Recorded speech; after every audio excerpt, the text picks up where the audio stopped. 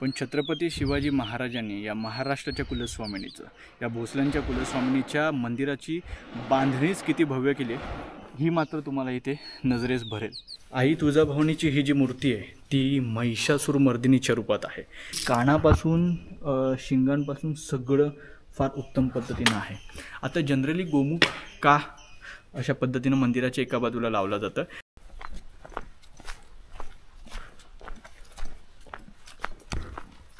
हा नैऋत्येकडचा बुरुज आणि नैऋत्येकडचा तलाव, याला बुरुजाचा तलाव सुद्धा म्हटलं जातं। या तलावाची खास गोष्ट म्हणजे आजही आई भवानीच्या सगळ्या विधींसाठी जे पाणी वापरलं जातं ते या तलावातून वापरलं जातं। आता तलावाच्या पलीकडे एक वाट दिसते, अर्थात ती बुरुजाकडे जाणं अपेक्षित होतं, पण ह्या बाजूने कुठेही तिकडे जाण्याचा ॲक्सेस नाही आहे। तर आता आपण काय करू, या बुरुजाच्या मागच्या बाजूने तिथे जाता येते का ते पाहूया। या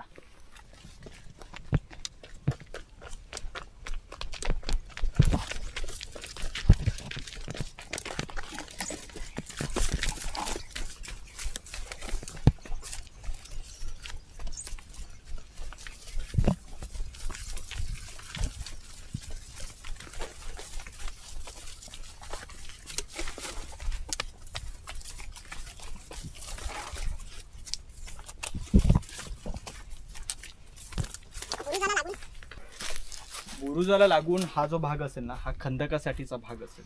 आणि आता इथे बघा,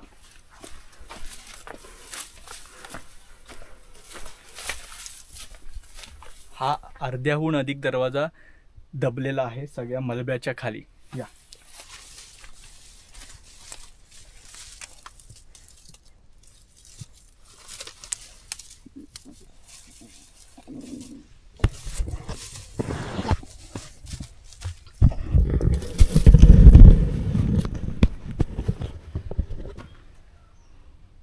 मगाशी तो दरवाजा दाखवला ना त्या बाजूने, तो दरवाजा अशा पद्धतीने इथे आहे।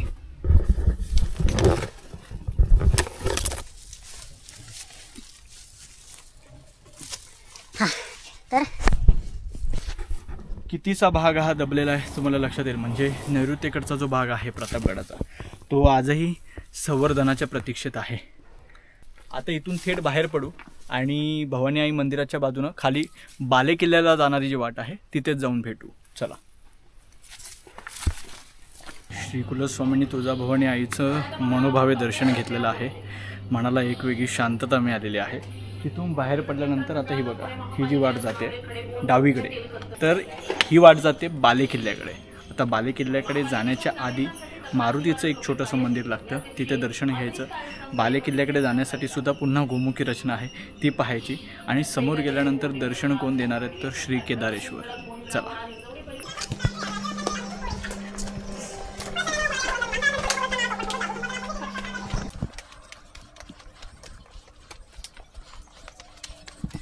बालेकिल्ल्याकडे जाण्यापूर्वी हे दोन बलदंड बुरुज इथेच लागलेले आहेत, पण तत्पूर्वी श्री हनुमंताचं दर्शन घेऊया आणि मग पुढच्या प्रवासाला सुरुवात करूया। चला।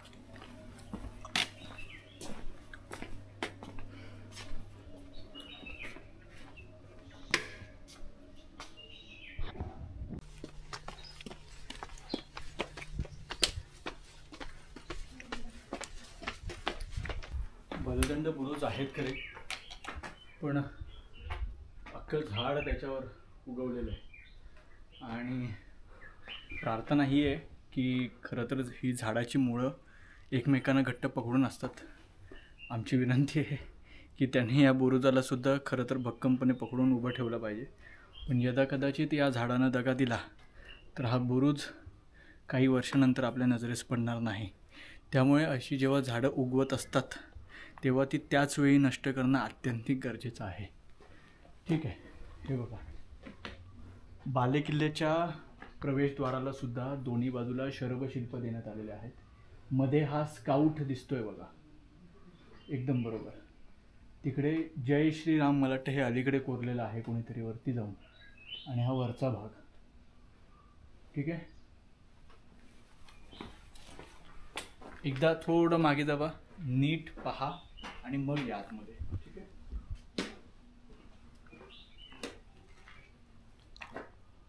चला या। आगळ अडकवण्यासाठी जागा, दरवाजा अडकवण्यासाठीची जागा.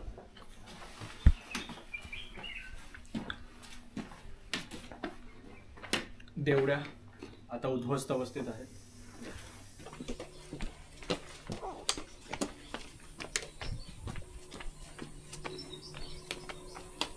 बालेकिल्ला पार केल्यानंतर ही जी सरळ वाट जाते ती शिवस्मारकाकडे जाते, जे अलीकडेच काही वर्षांपूर्वी बांधण्यात आलेलं आहे. आणि ही जी डावीकडची जी वाट आहे ती श्री केदारेश्वराच्या मंदिरामध्ये जाते, इच्छापूर्ती स्वयंभू. त्याच्याबद्दलची माहिती आपण तिकडे जाऊन जाणून घेऊया. ही डावीकडची जी ज्योती आहेत ती खास आहेत, सांगतो.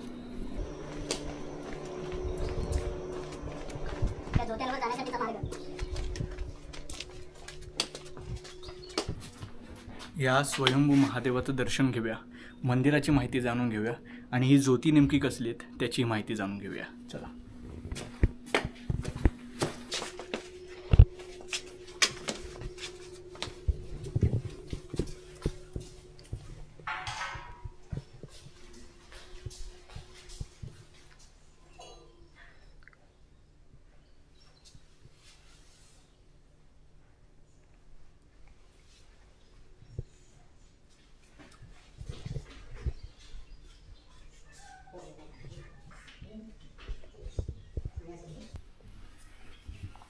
मंदिराच्या आतल्या गाभाऱ्यातले काही जे दृश्य आहेत मी ते तुम्हाला इथे दाखवेन, कारण मागच्या वेळी जेव्हा आम्ही आलो होतो तेव्हा हे दार खुलं होतं.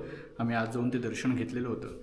या केदारेश्वराबद्दल काय सांगितलं जातं तर छत्रपती शिवाजी महाराजांनी प्रतापगड बांधत असताना इथे आई भवानीचं मंदिर बांधायचं हे ठरवलं होतं. भवानीचं मंदिर बांधत असताना त्यासाठी म्हणून ही जागा निश्चित करण्यात आली होती. मात्र जेव्हा गडाचं बांधकाम सुरू झालं त्यावेळी या ठिकाणी स्वयंभू महादेवाची पिंडी सापडली, ती ही पिंडी. आणि मग त्यानंतर या ठिकाणी या केदारेश्वराचं स्थापना करायची असं ठरलं. त्यासाठी ही जागा निश्चित केली गेली आणि त्यानंतर आई तुळजाभवानीच्या मंदिरासाठी म्हणून खाली आपण ज्या ठिकाणी भेट दिली ती जागा निश्चित झाली आणि दोन्ही मंदिरं बांधण्यात आली. आत्ता ही जी बाहेरची जी जागा आहे ना ही सदरेची जागा आहे. मग आता तुम्ही म्हणाल की अरे मंदिराच्या बाहेर उतरल्या कसं काय सदरेची आडवी ज्योती जात आहे, तर तसं नाही. कारण मूळ मंदिर जर पाहाल तर हे एवढंच पुरती मर्यादित आहे, बरोबर आहे. या ठिकाणी एवढ्या पुरती मर्यादित आहे. तिथून एक 20 पावलं चालल्यानंतर ही सदरेची ज्योती आपल्याला पाहायला मिळतात. म्हणजे महाराज श्री केदारेश्वराचं दर्शन घ्यायचे, नित्यनेमाने त्याची पूजा करायची आणि मग सदरेवर येऊन इकडचं सगळं कामकाज पाहायचे. या सदैवरची ही ज्योती आजही सुस्थितीत आहेत, हा इतक्यातच आपण आनंद मानू शकतो.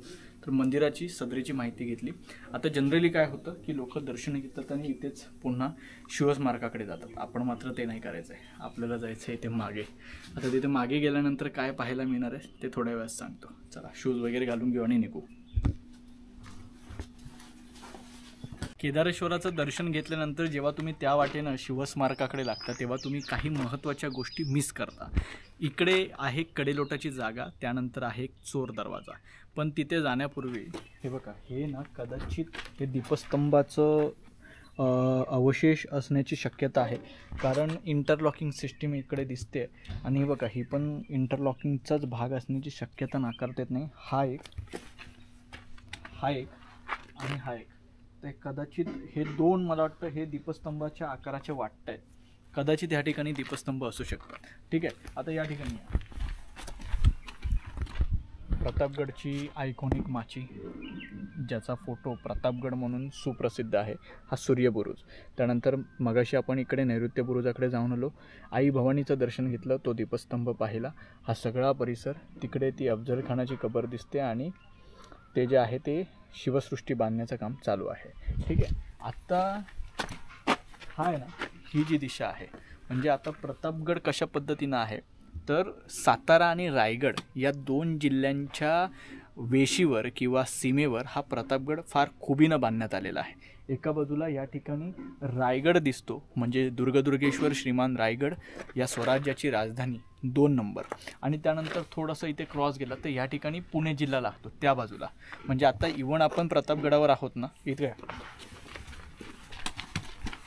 हा जो पट्टा आहे म्हणजे या तटबंदीचा तो पट्टा हा सगळा कोकणात उतरतो, म्हणजे आंबेनळी घाटातून खाली उतरतो, म्हणजे हे कोकण. आणि या तटबंदीच्या ह्या बाजूला हे सगळं सातारा जिल्हा. म्हणजे या ठिकाणी दुर्गादुर्गेश्वर श्रीमान रायगड आहे, जो रायगड जिल्ह्यामध्ये येतो. त्यानंतर या ठिकाणी दिशेचं ज्ञान का पाहिजे, तर या दिशेनं आहे दुर्गराज राजगड आणि तोरणा, आणि त्याला क्रॉस करून त्या बाजूला आपल्याला सिंहगड. म्हणजे आता आपण त्या ठिकाणी जाऊन हे सगळे किल्ले विजिबल आहेत का पाहू, कारण वातावरणामध्ये आत्ताही थोडंसं धुकं किंवा धुरकं आहे, त्यामुळे तेवढं विजिबल लांबचं नाही आहे, पण तिथे जाऊन पाहता येतं का पाहू. आता काही पावलं चालल्यानंतर लगेच आपल्याला इथे एक चोरवाट लागणार आहे, ती पहिली पाहून घेऊ या.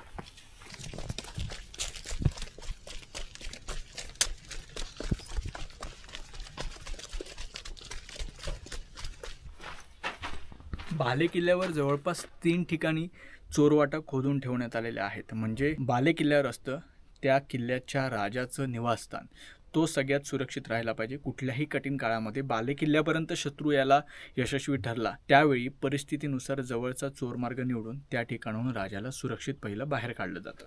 या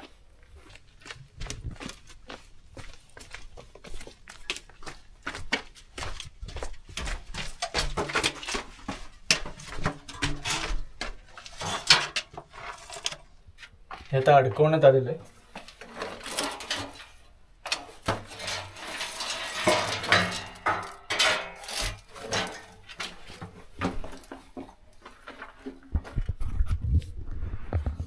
हे बघा, तशी मळलेली वाट बऱ्यापैकी खाली, फार मळलेली नाही आहे, पण त्या काही कदाचित जर सुरक्षितरित्या उतरायचं असेल तर. हा बघा, हा आंबेनळी घाट तुम्हाला दिसतो इथून, तो जो खाली आहे तिकडे पोलादपूरच्या दिशेने.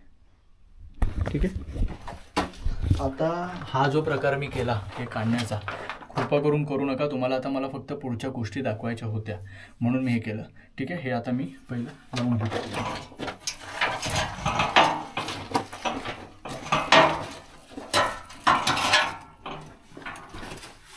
जसंच्या तसं लावलेलं आहे. आता आपण कडेलोटाची जी जागा आहे ती पाहून घेऊया.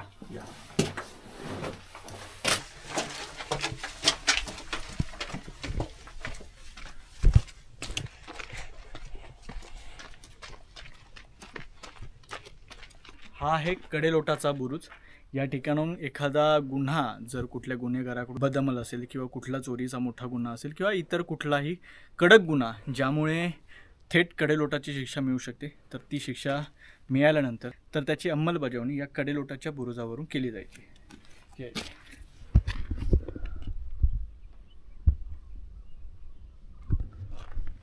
आता हीच तटबंदी पकडायची आणि चालत राहायचं. इथून आपल्याला उजवीकडे शिवस्मारक दिसायला सुरुवात होईल. ते शिवस्मारक पाहू आणि मग रेडक्या बुरुजाकडे होतो. चला.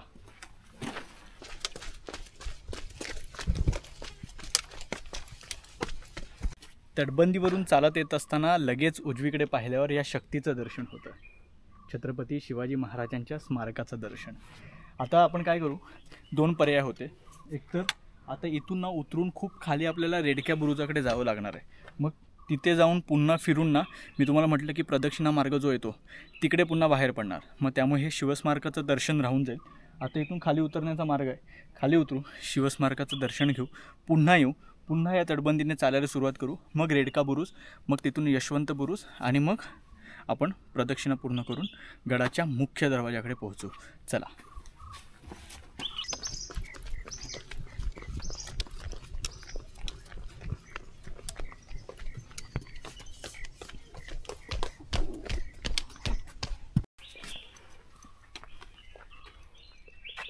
छत्रपती शिवरायांच्या स्मारकाचं दर्शन करून घ्या. त्यानंतर आता पुन्हा आपल्याला तटबंदीकडे जायचं आहे, त्यामुळे या.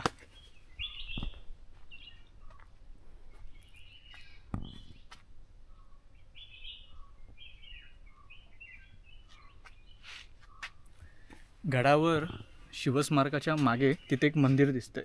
ते मंदिर याच गडावरच्या सबनीसांचं श्रीदत्त मंदिर आहे. तर तिकडे सुद्धा तुम्ही जाऊन दर्शन घेऊ शकता. आता आपल्याला रेडक्या बुरुजाकडे जायचं आहे, त्याच्यामुळे आपण आता पुन्हा तटबंदीचा मार्ग निवडणार आहोत.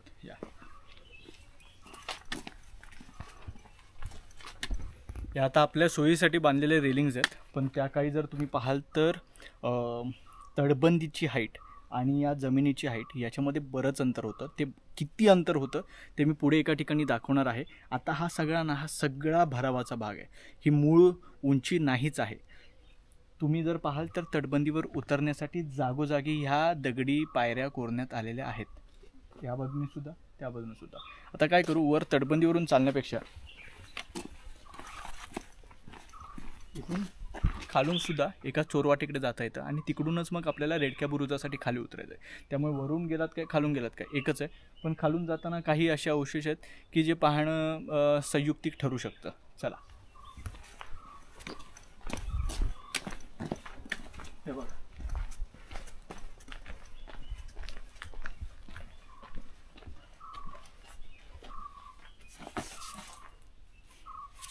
आता जागोजागी ह्या ठिकाणी तटबंदीमध्ये शौचकूप बांधण्यात आलेले असं म्हटलं जातं, पण ह्या शौचकूपात हे काही शौचकूप वाटत नाही. ही कदाचित साठवणीची जागा असू शकते, किंवा जर शौचकूप असेल तर मी जसं म्हटलं तसं की ह्याची मूळ उंची ही खालच्या बाजूला आहे, मूळ खोली जी आहे ती खालच्या बाजूला आहे, जी मी सूर्यबुरुजाकडे जाताना तुम्हाला दाखवणार आहे. तिथे तुम्हाला पुराव्यासकट दाखवेन की ही मूळ उंची नाही, ही मूळ खोली नाही. त्यामुळे कदाचित इथे जर शौचकूप असेल तर ते दबलं गेलेलं असेल. ठीक आहे. या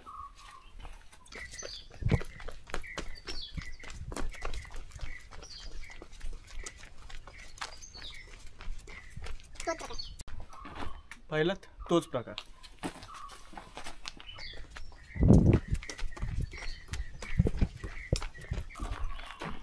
शिवस्मारकाच्या त्या बाजूने खरं तर यशवंत बुरुजाकडे खाली उतरता येतं. यशवंत बुरुज त्या बाजूला आहे, ज्याला तिहेरी बुरुजसुद्धा म्हटलं जातं. पण आपण तिथे जाणारच आहोत, पण ते कसं माहिती आहे, रेडक्या बुरुजाला पोहोचून तिकडे त्याचं दर्शन घेऊन मग फिरून जाणार आहोत. काय होतं की रेडक्या बुरुज एकदम एका बाजूला असल्यामुळे त्याचं दर्शन घेणं किंवा तिथे जाणं फार लोक टाळतात. तर आपण तर अर्थात ते करणार नाही. आपण रेडक्या बुरुजाकडे जाऊ, पण तत्पूर्वी ती चोरवाटमध्ये आहे ती पाहून घेऊया. काय म्हटलं मी की याची मूळ खोली वेगळीच आहे, म्हणजे मला सूर्यबुरुजाकडे पण जावं लागलं नाही. त्याचं एक मूर्तिमंत उदाहरण इकडे हे बघा. मूळ खोली तिकडे आणि शौचकूपाचा तो भाग तिकडे, तो बघा. आलं लक्षात? म्हणजे हा सगळा भरावाचा भाग आहे. हे पण कदाचित भरलं असतं तर लक्षातच आलं नसतं ह्या ठिकाणी सुद्धा शौचकूप आहेत. ठीक आहे. हे बघा, काही अंतर आल्यावर समांतर आपण तटबंदीला चालत होतो, बरोबर.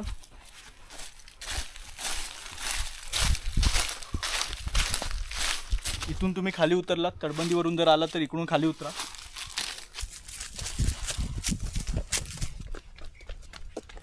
ही बघा, ही जी वाट आहे ना, ही आपल्याला रेडक्या बुरुजाकडे घेऊन जाणार आहे. तत्पूर्वी ही चोरवाट पाहून घेऊया. या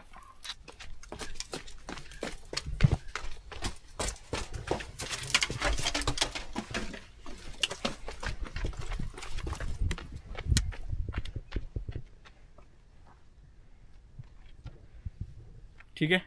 आता रेडक्या बुरुजाकडे जाऊया. 5% बॅटरी उरली, त्यामुळे बॅटरी तोपर्यंत बदलून घेतो आणि लगेच आपण रेडक्या बुरुजाकडे उतरण्यासाठी सुरुवात करूया. या आणि तत्पूर्वी अजून एक गोष्ट, जस्ट उजळणी म्हणून चोर दरवाजाचा दरवाजा नेहमी मानवी उंचीपासून थोडा बुटकाच तयार केला जातो. आलं लक्षात? हे बघा. चला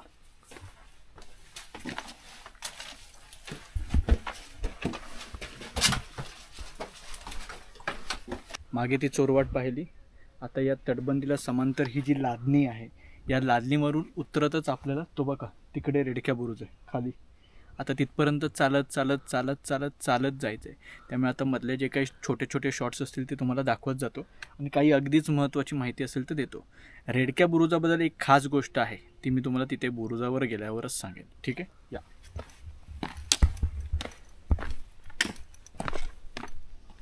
हां, हे बघा, मशाल अडकवण्यासाठीची अशी जी घडणावळ आहे ती तुम्हाला तटबंदीवर ठिकठिकाणी दिसेल. काही ठिकाणी उद्ध्वस्त अवस्थेत आहे आणि ही सुस्थितीत आहे. सुस्थितीत असलेल्या अर्थातच कमी आहेत. ठीक आहे.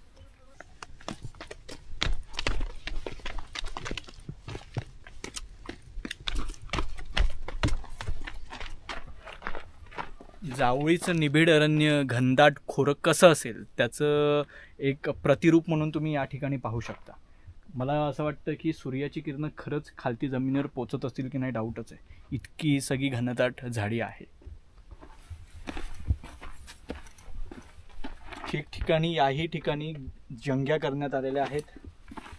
मारजंग्या सुद्धा आहेत की ज्या ठिकाणी तोफा ठेवता येतात. ठीक आहे.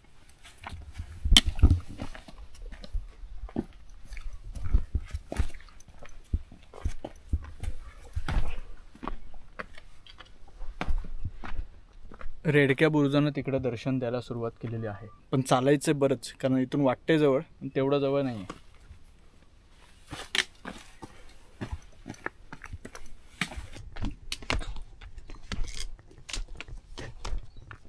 तुम्ही विचार करा, या तटबंदीवर जी मंडळी सुरक्षेसाठी तैनात असतील त्यांना किती मोठी मोठी पावलं टाकत खाली उतरावं लागत असेल. प्रत्येक वेळी अगदी छातीपर्यंत पाय येईल एवढं अंतर ठेवलेलं आहे या दगडांमध्ये.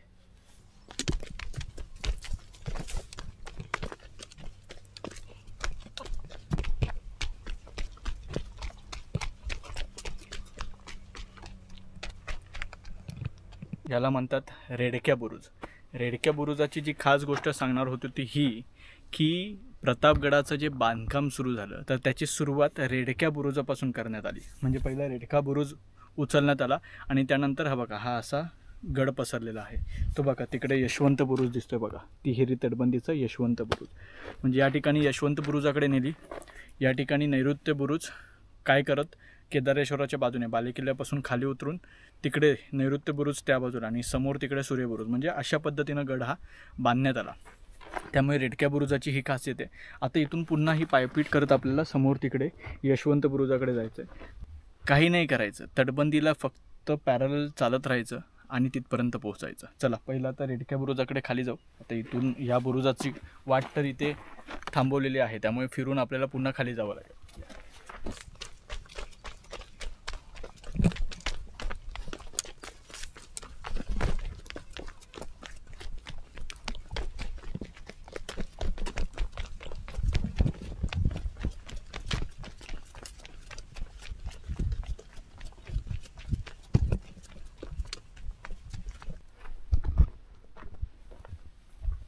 असं म्हटलं जातं की रेडक्या बुरुजाच्या मागच्या बाजूला खाली कुठेतरी इथे शिवकालीन एक गुहा आहे. कदाचित तेव्हाची जी आपली गुप्तहेरांची जी टीम असेल ती कदाचित ह्या ठिकाणी या गुहेचा वापर करत असावी असा अंदाज आहे. पण तिथे जाण्यासाठी ही माहिती आम्हाला खरं तर गडावरच्या मागच्या वेळी जेव्हा आम्ही आलो होतो तेव्हा एका गाईड दादाने दिली होती. तर गाईड का महत्त्वाचे आहेत स्थानिक स्तरावर, तर यासाठी स्थानिक स्तरावरच्या अनेक गोष्टी त्यांना माहीत असतात. तर मग या ठिकाणी ती कुठेतरी खालच्या बाजूला ती गुहा असण्याची शक्यता आहे. आता तिथे जाण्याचा मार्ग जर सापडला तर भविष्यात आपण नक्की तिथे सुद्धा जाऊया.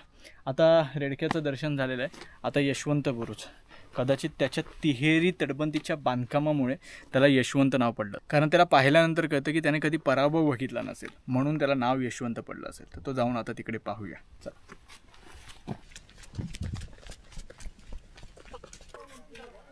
रेडक्या बुरुजावरून या तटबंदीला समांतर अशा लादणीवरून आपण आता चालत आलो. उजव्या बाजूला आपल्याला हा तलाव दिसतोय, अर्थातच घडीव तलाव आहे. तलावातले हे खडक दगड काढून ही तटबंदी उभारण्यात आलेली आहे.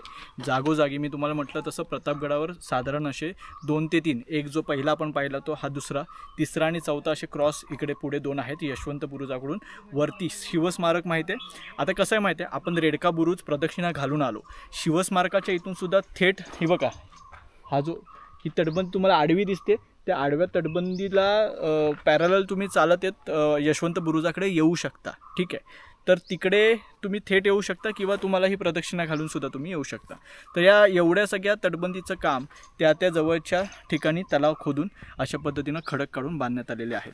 आता मी मगाशी एक गोष्ट तुम्हाला सातत्याने सांगत होतो की प्रतापगडाची ही मूळ खोली नाही आहे. मूळ खोली कशी आहे ती बघा, ही बघा मूळ खोली ती आहे. त्या खोलीपर्यंत जाणाऱ्या दगडी पायऱ्यासुद्धा इकडे आहेत आणि हा सगळा भरावाचा भाग आहे बघा.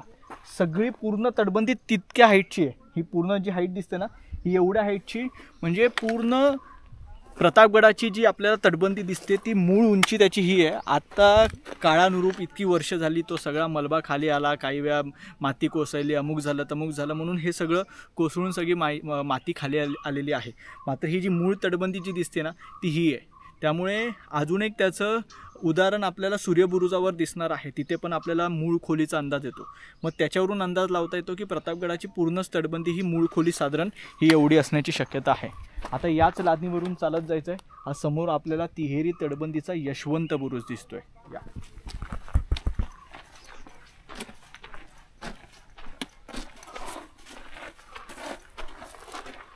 हा बघा हा तिसरा तलाव जो पुन्हा खोदून काढला आणि त्याची तटबंदी बघा, तलावाची तटबंदी ही ते दिसते जी सुस्थितीत आहे.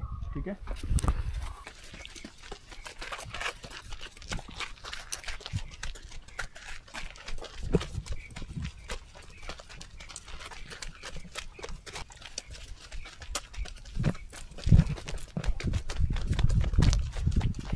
हा बघा हा दरवाजा. आता अगेन मी वारंवार म्हणतोय की हा भराव आहे, ही खोली नाही. ती खोली तिकडे आहे तेवढी, हा सगळा भरावाचा भाग आहे. हा काढला पाहिजे. खरं तर मूळ खोली जी आहे प्रतापगडाची ती मिळाली पाहिजे प्रतापगडाला. हा तिहेरी तटबंदीचा बुरुज, हा पहिला बुरुज, हा दुसरा बुरुज आणि त्याच्या पलीकडे एक तिसरा छोटा बुरुज आहे. या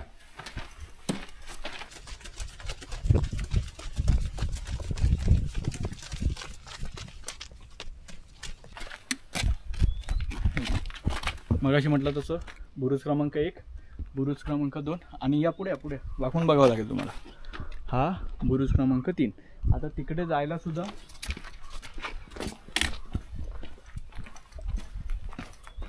इथून मार्ग आहे.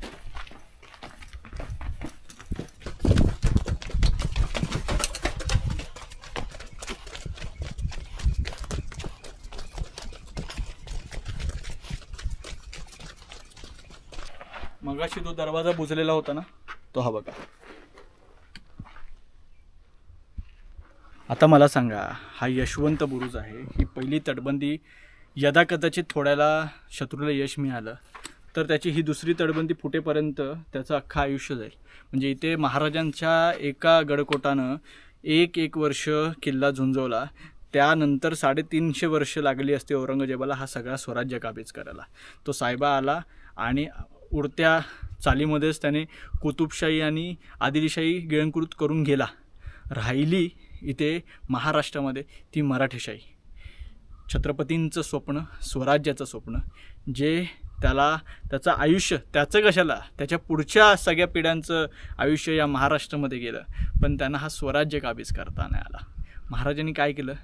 महाराजांनी स्वतःची समाधी वगैरे बांधून घेतली नाही पाहिली की मी मस्त माझी मोठी समाधी बांधतो, रायगडाची एक जागा बघतो, अरे इथे मस्त मोठा महाल बांधा, तिथे मग मी ना माझं देहावसन झालं की माझी तिकडे शव तिकडे ठेवा किंवा माझी अस्थि तिथे ठेवा. महाराजांनी हा प्रकार नाही केला. सगळ्या पातशाहीने, म्हणजे मोहम्मद आदिलशहाची स्वतःची कबर आहे ते सोडा. अरे मोहम्मद आदिलशाह तर तो आदिलशाह झाला ना, तो पातशाहीचा राजा झाला, सम्राट झाला. अफजल खान जो त्याचा सेनापती आहे त्याने स्वतःची कबर बांधून घेतली मोठी. कबरीचा फोटो हवा तर मी ते देतो. पण महाराजांना ते वाटलं नाही. म्हणून महाराज वेगळे आहेत आणि म्हणून महाराजांचं स्वराज्य वेगळं आहे. म्हणून इतर हिंदू राजांमध्ये छत्रपती शिवाजी महाराजांचं स्थान हे सर्वोच्च काय? तर महाराजांनी दूरदृष्टी राखली, चौकस पाहिलं की काय चालू आहे, काय चुकलं आहे याच्या पूर्वीच्या आमच्या राजांकडून. त्या राजांच्या चुका त्यांनी पुन्हा गिरवल्या नाहीत, त्या सगळ्या सुधारल्या. चुकीला चूक, नडतोय तर नडायचं, जर मदत करतोय तर मदत करायची. साधारण त्यांनी हे सगळं सूत्र त्यांनी अवलंबलं. ज्यांना दुश्मनी घेतली त्याच्यासोबत दुपटीनं दुश्मनी केली. ज्यांनी मित्रत्व राखलं त्यांना मैत्रीचं प्रेम दिलं. ह्या सगळ्या गुणांमधून महाराजांसारखं व्यक्तिमत्व निर्माण होतं आणि ते शतकामध्ये किंवा द्विशतकामध्ये त्रिशतकामध्ये कधीतरी, कारण आज 450 वर्ष झाले छत्रपती शिवरायांची सर कोणाला आलीच नाही. हे आहे महाराजांचं वेगळेपण. तर आता ठीक आहे, ह्या सगळ्या गोष्टी तुम्ही पाहिलात. यशवंत बुरुजाकडे तुम्ही आलात. आता इथून पुन्हा याच तटबंदीला पॅरलल चालायचं, समांतर चालायचं. पॅरललला समांतर, सॉरी मी सारखा पॅरलल हा शब्द वापरतोय. तर समांतर चालायचं. समांतर चालून आता आपण कुठे स्टार्टिंगला जी मी तुम्हाला जागा दाखवली की जिथे आपण आता येऊन ही प्रदक्षिणा संपवणार आहोत तिकडे पोचूया. चला.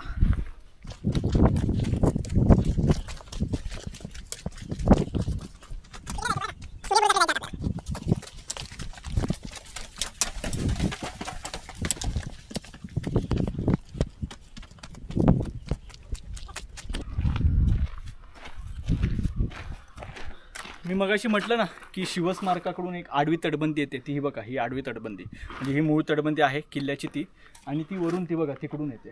तिथे शिवस्मारक आहे. तिकडून थेट तुम्ही यशवंत बुरुजाकडे पण येऊ शकता जर तुम्हाला रेडका बुरुजाचं ते पायपीट टाळायची असेल तर. ठीक आहे, बघा तिकडे आता आपलं गंतव्यस्थान आपल्याला दिसायला लागलेलं आहे. या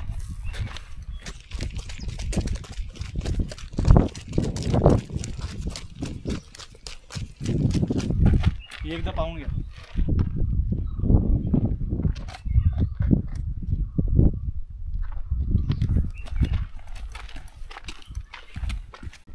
ते बघा तिकडून यशवंत बुरुजाकडून चालत आला होता. इथे थांबण्याचं कारण म्हणजे बघा इकडे तटबंदीच्या खाली एक दरवाजा दिसतोय जो पूर्ण झाकलेला आहे आणि तो सगळा मलब्याखाली गाडला गेलेला आहे. प्रतापगडाला संवर्धनाची गरज आहे. चला.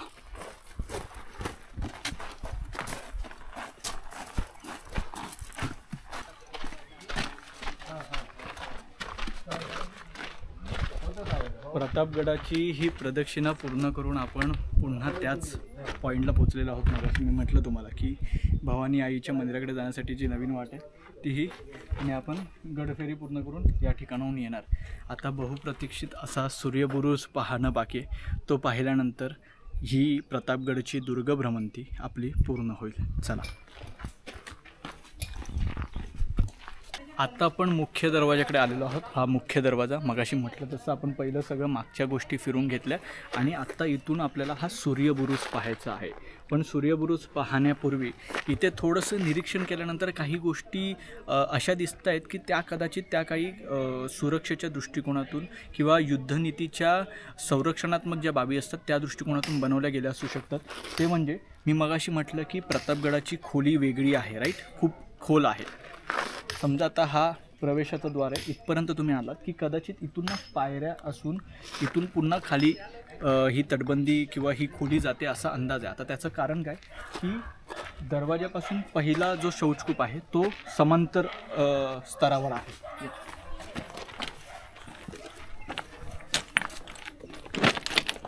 बरोबर, हा समांतर स्तरावर आहे. इथे समोरच तुम्हाला शौचकूपाचा भाग दिसतोय.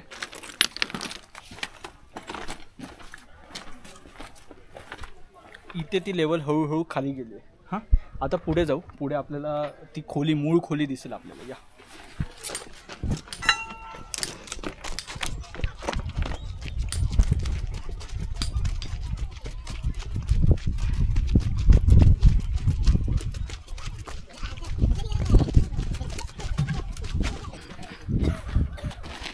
मगाशी म्हटलं तसं त्याची मूळ खोली ही बघा, राईट. शौचकूप त्या बाजूला आहे. म्हणजे तिकडून त्याचं मोमेंटम बिघडण्यासाठी वर आल्यानंतर पुन्हा खालती उतरण्यासाठी पायऱ्या असतील आणि त्याची मूळ खोली ही असण्याची शक्यता आहे. ठीक आहे, चला.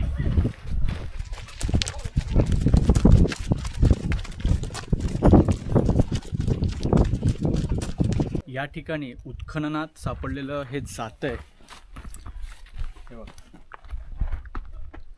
फिरवून धान्य किंवा इतर काही गोष्टी ज्याच्यामध्ये तुम्हाला दळता येतील. ठीक आहे. आणि अजून दोन गोष्टी,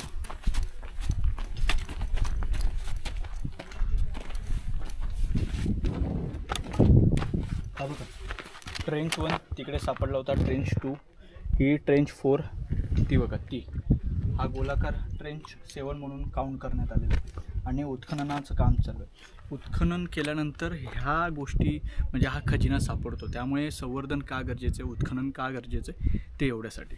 चला, हे एकदा पाहून घ्या.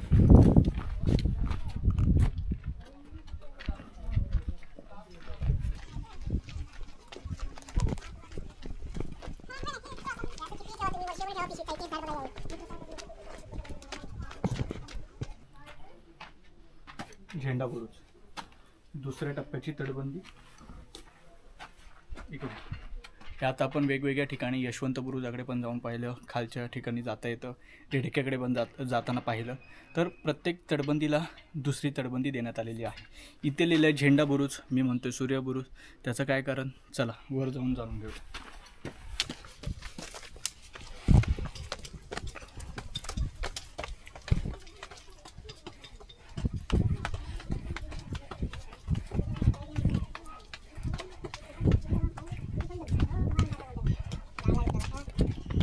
झेंडा बुरुजाकडे आपण आलेलो आहोत. या झेंडा बुरुजाला सूर्यबुरुज सुद्धा म्हटलं जातं. सूर्यबुरुज एवढ्यासाठी कारण पूर्वेकडची बाजू आहे, सूर्य ज्या ठिकाणून उगवतो, त्यामुळे सकाळचं नयनरम्य दृश्य या ठिकाणून पाहता येतं. सूर्यबुरुज आणि झेंडा बुरुज.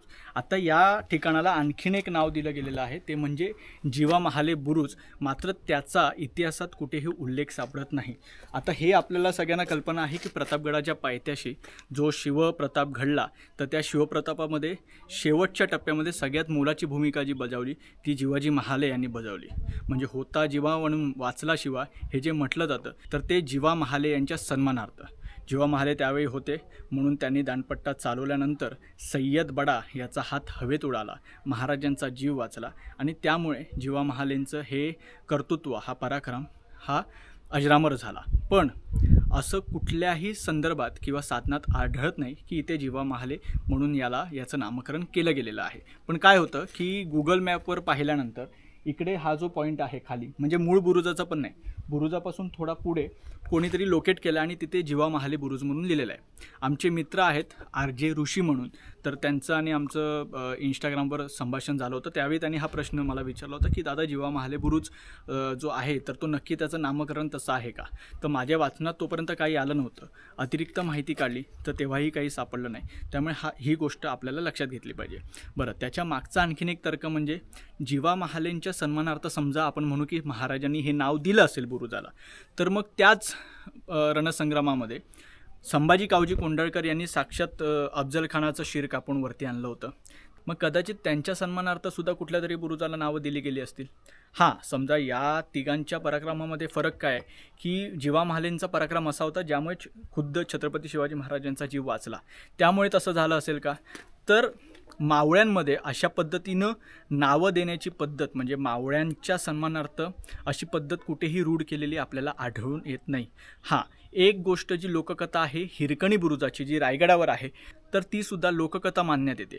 त्यालाही कुठलाही ऐतिहासिक साधनांचा संदर्भ किंवा त्याला कुठेही तसा उल्लेख नाही आहे. त्यामुळे मला म्हणजे साधारण तर्क हे सांगतात की जीवा महाले बुरुज हे नामकरण झालं नसेल. हा कदाचित कोणीतरी खोडसाळपणा किंवा खोडसाळपणा नाही म्हणता येणार, जीवा महालेंच्या सन्मानार्थ कोणीतरी आपल्यापैकीच एखाद्या शिवप्रेमीने तो लोकेशन तिथे सेट केला असेल की हा जीवा महाले बुरुज आहे. पण तसं नसलं तरी त्यांच्या सन्मानार्थ आपल्याला बोलायला काही कुठलाही कमीपणा नाही, कारण त्यांच्यामुळेच आपल्या शककर्ते छत्रपती शिवरायांचा जीव वाचला होता. आत्ता इथून सगळ्यात महत्त्वाची गोष्ट झेंडा बुरुजावरून काय दिसते तर ते अफजल खानाचं थडगं, त्याची कबर यावर. आता महाराजांनी दुपारची वेळ का निवडली आपण असं म्हणतो. आता बरोबर नीट वर पाहाल तर सूर्य आपल्या डोक्यावर आहे, म्हणजे साहजिक अफजल खान त्याचा जो शामियाना आहे त्याच्या बरोबर वरती सूर्य आहे, राईट. म्हणजे अफजल खानानं जर तिथून वर पाहण्याचा प्रयत्न केला तर त्याला डोळ्यात सूर्यकिरणं जाऊन त्याला वरचं काही दिसू नये, डोळ्याला त्रास व्हावा, हा दृष्टिकोन. आणि महाराजांनी झेंडा बुरुजावरून त्याच्याकडे पाहावं आणि आपल्या डोळ्यांना कुठलाही त्रास होऊ नये आणि त्याच्या शामियानाच्या बाजूला काय हालचाली चालू आहेत त्या आपल्याला स्पष्ट दिसाव्या, या दृष्टिकोनातून महाराजांनी बरोबर दुपारच्या वेळेला पार गावातून अफजल खानाला वर शामियानामध्ये येण्यासाठी निमंत्रण दिलं. बरोबर 8वें तासी म्हणजे दुपारी 2 वाजता अफजल खानाचा कोतळा काढून महाराजांनी शिवप्रताप केला. तर ही प्रतापगडची पूर्ण सैर आज पूर्ण झालेली आहे. प्रतापगड सिरीजच्या या दुसऱ्या टप्प्यामध्ये आपण हे स्थळदर्शन करणार होतो. समोर दिसतोय हा संपूर्ण प्रतापगड. या बाजूला नैऋत्येचा बुरुज, या बाजूला भवानी आईचं मंदिर, त्याच्यानंतर या बाजूला हा संपूर्ण बालेकिल्ला. बालेकिल्ल्याच्या या बाजूला आहे यशवंत बुरुज, यशवंत बुरुजाच्या मागे आहे रेडका बुरुज आणि रेडका बुरुजावरून पुन्हा आपण शिवस्मारकाच्या इथे येऊ शकतो. हा साधारण या गडाचा घेर आहे. पुन्हा एकदा आठवण म्हणून गड फक्त 52 एकरामध्ये पसरलेला आहे. गडाच्या या बाजूला, गडाच्या त्या बाजूला, एका बाजूला महाबळेश्वर, एका बाजूला पोलादपूर, तिसऱ्या बाजूला रायगडाच्या दिशेनं गड दिसतो आणि एका बाजूने पुणे या दिशेने आपल्याला राजगड, तोरणा ह्या सगळ्या गोष्टी दिसतात. आंबेनई घाट असेल, पारघाट असेल, त्याच्यानंतर रडतोंडीचा घाट असेल, जो आपण उद्याच्या भागामध्ये आपण पाहणार आहोत की रडतोंडीच्या घाटातून खान उतरला कसा. तर ह्या सगळ्या गोष्टी आपण आता पाहणार आहोत पुढच्या भागामध्ये. तुर्तास या भागामध्ये मी तुमच्या सगळ्यांची रजा घेतो. जय हिंद, जय महाराष्ट्र, जय शिवराय.